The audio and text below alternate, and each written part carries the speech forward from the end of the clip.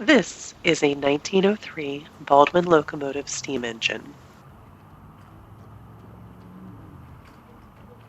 Donated in the 1950s to the Boot Hill Museum from the Atchison, Topeka and Santa Fe Railway Company, it sits at the southwest corner of the museum's lot. It is an Atlantic-type engine with the 262 wheel arrangement.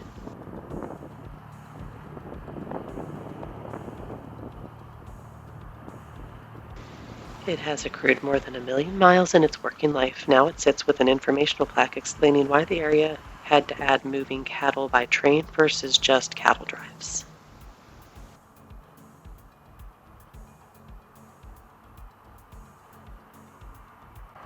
See the link below for the Scenic USA write-up on the engine, a link for the museum's main page, and consider clicking the like button if you enjoyed exploring this vehicle with us here at VR Virtual Studio.